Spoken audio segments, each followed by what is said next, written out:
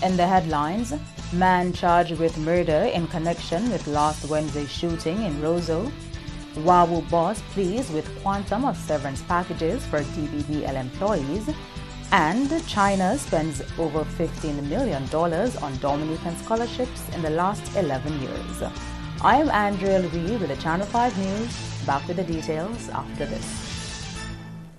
M&J Covering is the producer of designed galvanized and galvalume in Dominica.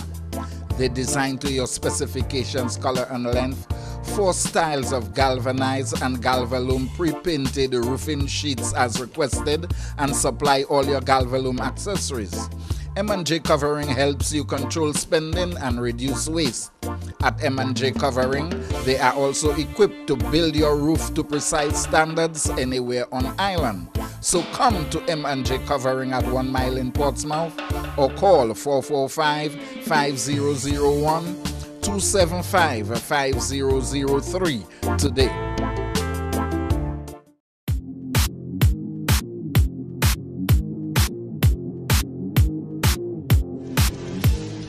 Thank you for staying with us. First up, one man has been charged with the murder of Ezron Roberts of Grand Bay. Last Wednesday, Roberts was shot twice while on Kennedy Avenue. 2 men were assisting with investigations, and as recent as Monday, during a press conference, Police Chief Daniel Carbon said no arrests had been made in connection with the shooting and urged anyone with information on the incident to come forward. On Tuesday, Hendricks Peters appeared before a Roseau magistrate where he was charged with the murder of Ezron Roberts. Peters is remanded in custody with preliminary investigations scheduled for 11th December 2018. In other top stories, Secretary-Treasurer of the Waterfront and Allied Workers Union, Curtis Augustus, says while he was always concerned employees of the Dominica Brewery and Beverages Limited would be sacked, he is satisfied with their severance packages. The company was forced to adjust its business model and terminate 32 employees in August. This is due to its inability to operate its brewery and water production line as a result of devastation at its Lubia plant caused by Hurricane Maria of September 2017. Management of DBBL informed in a press statement that affected employees will receive all the benefits contemplated and established in the labor laws of Dominica, job relocation services, and an opportunity to participate in an entrepreneurship program. Augustus says the trade union accepted long before that employees would have been made redundant. Well, as is required by our collective agreement, any time that any management intends to make workers redundant, they are required by the terms of the agreement to inform us 1 month in advance, so that we could have the possibility of discussing the scope and the application of the redundancy. That was not done in the case of the BPL. However, the management team from overseas had discussions with me at the Fort Young Hotel, where they themselves recognized that they hadn't given the union the required notice. And on the basis of that, I think the workers of DBPL benefited in that the requirement of the collective agreement that workers be paid a notice of termination on the redundancy, that was increased by an additional month's pay. The company kept its entire workforce on its payroll even after production was interrupted. Because people may not have known, but the fact is that the company paid the staff of the factory up until July, even though they had very little to do. So that was, to my mind, very positive on the part of that company. So we were in fact pleased with the posture of that management, and in discussions with workers, some in fact have indicated to me that they have received their separation package, and they are in fact quite happy with it. Production of Kubuli beverages is being done at the St. Vincent's Brewery since the aftermath of Hurricane Maria, while DBBL operates a distribution center at the Belfast Estate property. On to education. Since Dominica's establishment of diplomatic relations with the People's Republic of China, 133 students have benefited from Chinese government scholarships. This amounts to just over $15.4 million over the past 11 years. 10 students received the Chinese government scholarships on Monday. The investment in our nation's human resource development is indeed a clear indication of the commitment of the Chinese government to the relationship between our two countries and people. Therefore, in keeping with this interest of the Chinese government in the education of our Dominican people, we saw the construction of the new Dominica State College, which opened its doors in 2013. The Dominica State College, although impacted by Maria, supports a wide range of priorities and policies of the government of Dominica. Among these, the provision of facilities that offer outstanding support for teaching and learning, that produce an educated people that can contribute positively to national development. These young people are the future of Dominica and the future of our world. I'm impressed by your academic performances and your enthusiasm to explore China. Well done and congratulations to you all. The recipients of Chinese government scholarships will pursue studies in information technology, computer science, environmental studies, film arts, biotechnology, clinical medicine, international trade, and mechanical engineering. In police news, Chief of Police Daniel Carbon insists men under his leadership are focused on their job and their morale is high. The police force came under serious criticism for widespread looting following Hurricane Maria, but has been praised for their preparedness in anticipation of Tropical Storm Beryl. The head of the police force spoke at a press conference on Monday where he, along with his deputy, head of CID and Central Division, reported to the public their progress on various aspects of law enforcement. They've paid to do it. They understand they have been paid to do a job, and they're serving. When they came to the force, they swore to an oath and an affirmation that they're willing to work, irrespective of whatever creed, color, class it is. They want to work, and work, they will work. They're supporting the administration. Yes, we will have a little friction because, you know, we all want to be work-oriented and results-oriented. And so some people will not be happy, others will enjoy doing it, and that is how it is. That's an organization I have to lead. But the moral of the men is high. They enjoy doing their work. I call on them to enjoy doing the work. And they work with very little rest, I can tell you that, for sure. And when you're asking about moral and commitment, that is what you must ask. How much rest that the men getting? And to work without rest is not an easy proposition, I can tell you. The chief of police pointed to an incident-free breakfast fete in Grand Bay over the weekend as an example of his officers' effectiveness in curbing criminal activity. Mr. Carbon says his men are looking forward to ensuring a safe environment for patrons of independence activities later this year, including the World Creole Music Festival. And that did it. There are a number of other events and activities that the police have been policing. Come in, we are approaching crunch time. You had breakfast fest, as I said, and we have summer vacation on now. But coming a few months ahead, we have Creole in the Park, Creole Festival. We have activities. Dominicans are not backward in enjoying their activities, I can tell you that for sure.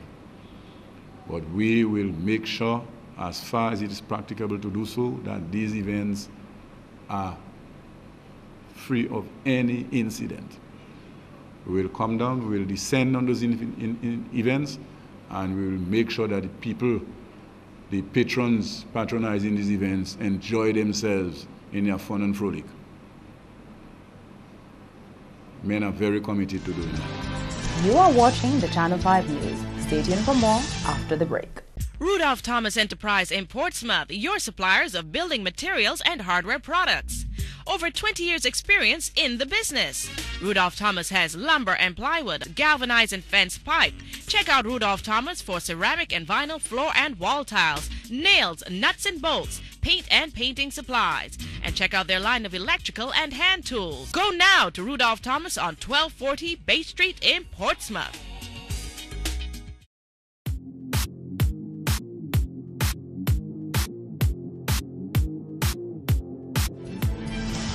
Welcome back. Police Chief Daniel Carbon says his force is still investigating a 2-year-old discovery of firearms and ammunition in a barrel shipment, while the U.S. has made a breakthrough in the case on their end. 29-year-old Edgar Edmund Francis was sentenced to 10 months in federal prison for conspiracy to smuggle goods from the United States in relation to the September 2016 find on the Woodbridge Bay port. Francis lives in Tampa, Florida. Channel 5 News was unable to determine his links to Dominica. A press release from the U.S. Attorney Office, Middle District of Florida, stated that Francis rented a U-Haul truck and drove it from Tampa to a shipping company in Riviera Beach, Florida.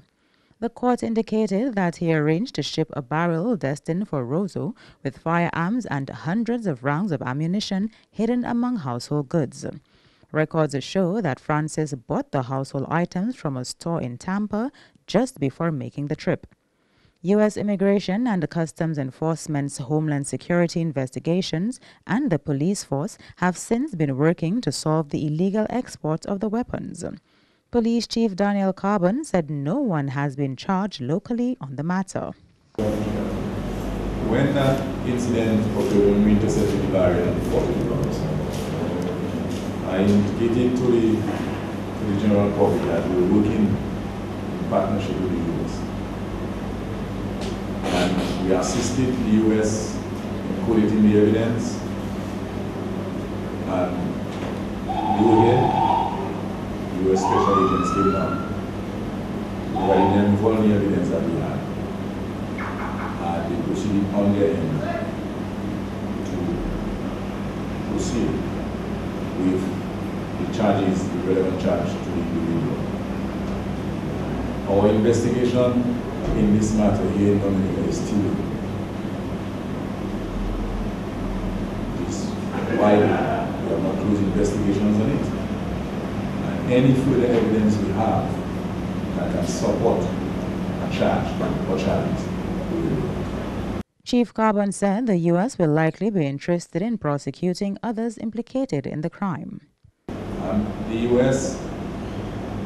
collated the evidence and they proceeded in what they have to. But the evidence we have here, as I said, the case is wide open. What I can say further is the U.S. most likely is very much interested in other persons. I will say more on that. The barrel was searched within 2 days of being on the port. Carbon said the interception was timely when asked why the police did not wait for the recipient to clear the barrel before seizing it. On to health matters. The Caribbean Public Health Agency, CARPHA, is reporting an interruption to the spread of the Zika virus in the Caribbean. The Zika virus, spread by the Aedes aegypti mosquito, was first detected in the region in late 2015. The number of cases increased in the first half of 2016, reached its peak by August 2016, and declined rapidly by December that same year. Executive Director of CARPHA, Dr. James Hospitalis, says the organization arrived at the conclusion that Zika transmission was interrupted after extensively reviewing data of the past several months. We have concluded a careful review of data for the last 30 months in the Caribbean and have come to the conclusion that Zika virus transmission has been interrupted in the region and that the risk to visitors and residents is low. Before, during and after the introduction of the virus, COFA continued to monitor for this virus and other mosquito-borne viruses like dengue and chikungunya, and to build up the strength of the 26 member states to test and detect and respond to the introduction of the virus. Hospitales says statistics from CARFA member states has shown a downward trend in Zika transmission, and information from international partners supports that data. And we've also reached out to international public health partners, Public Health Agency of Canada and European Centers for Disease Control, their data mirroring very closely the Caribbean pattern of Zika among travelers returning from the Caribbean in 2016 and then declining and none since early 2017. So these data are very similar to our regional pattern, that from the high point in 2016, cases have declined to sporadic and no cases in the last 12 months. The CARFA executive director is warning Caribbean citizens that in spite of the interruption in Zika transmission, they must still be vigilant and proactive in preventing the breeding and spread of mosquitoes. And the police chief is calling on the business community to install security cameras on their properties in an effort to help deter crime. The police chief believes while government has intentions of installing CCTV cameras at strategic locations in the city, it is their responsibility to go ahead and install cameras on their premises. And when you put your cameras out, you do put your cameras for yourself alone. You put the cameras in such a way on your business place that it can capture in and capture out a wider span that it should. Because you protect your neighbor, you protect yourself. And that is something they must embark on very quickly. On the issue of the public being afraid to report criminal activity, the police chief warns it is in the best interest of the society to do so. Carbon believes the best way to deal with criminal activity is to report it. He believes the failure to report crimes leads to the perpetrator becoming more brazen, believing he can operate with impunity.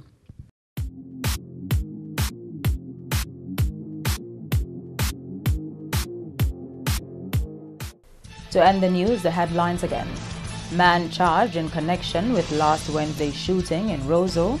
Wawu boss pleased with quantum of severance packages for DBBL employees, and China spends over $15 million on Dominican scholarships in the past 11 years. Feel free to contact us at news@marpin2k4.com. You can also access our past newscasts on our YouTube channel. On behalf of the entire production team, I'm Andrea Lee, and to all of our viewers around the world, thank you so much for watching. Join us next time.